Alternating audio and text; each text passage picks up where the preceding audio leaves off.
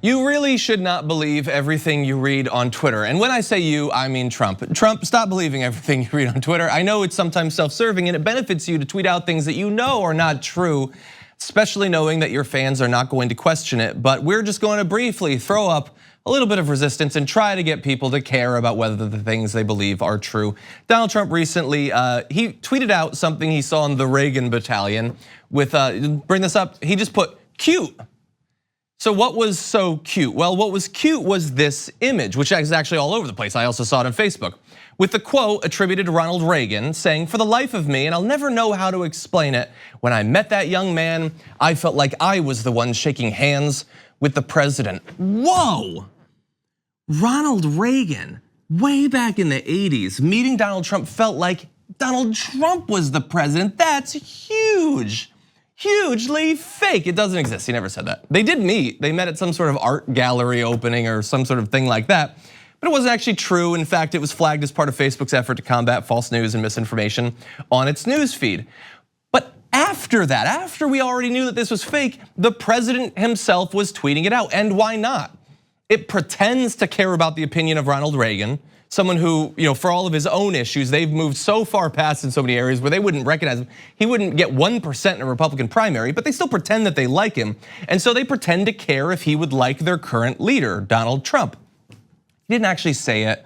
We don't know what his opinion was. Maybe it was positive, maybe it wasn't positive. Ronald Reagan was kind of an idiot. Maybe he did like Donald Trump, but there's no actual evidence of it. And I do think that you should care. And the thing is, especially, if you see a meme, if you see an image of politicians and there's a quote there, every alarm bell possible should be ringing for you, because you know how often this stuff is false. And in particular, if you read the quote and you think, oh my God, I like that. That confirms something I believe or want to believe. You should care even more about making sure that it's actually the case. And the thing is, it's so common. Like, we could do the whole show, could just be going through these, but to give you an idea of how common these are and how absurd they are, how wide ranging the supposed celebrity endorsements of one politician might be.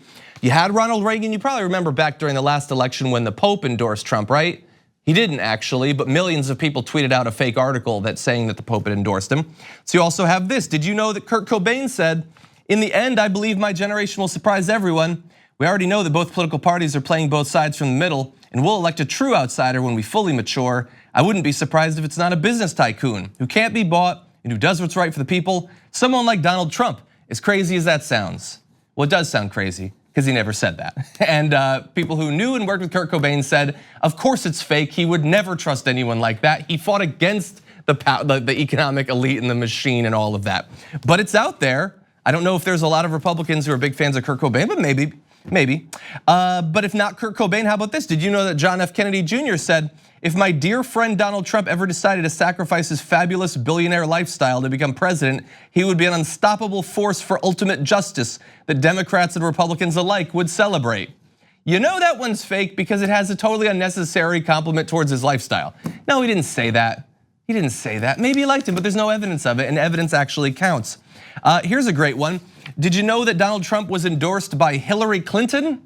So this image, and you can tell it's a valid meme because of how many times it's been reposted and the image is degraded over time. But Hillary Clinton in 2013, "I would like to see people like Donald Trump run for office. They're honest and can't be bought." Okay, so these people who despise Hillary Clinton, suddenly, if she's endorsing him, it's a good thing for him.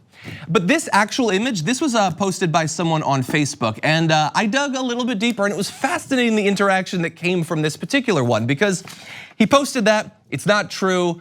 A friend of that individual posted the fact check and said, "This is kind of a bad thing. You should care about whether what you're posting is true or not. Could you check into it?"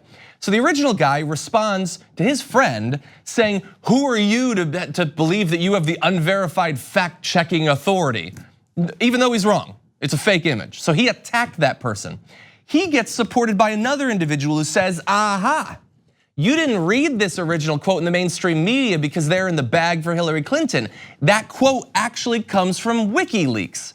And so he posted an NPR article with an embedded WikiLeaks document in it. And I thought, oh my God, they actually do care. They do want the evidence, and he tracked down the actual quote.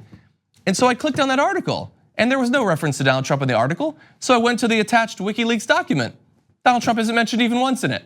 So that guy posted evidence that if he had actually looked at himself for even a second would prove that Donald Trump is not anywhere in it even for a second.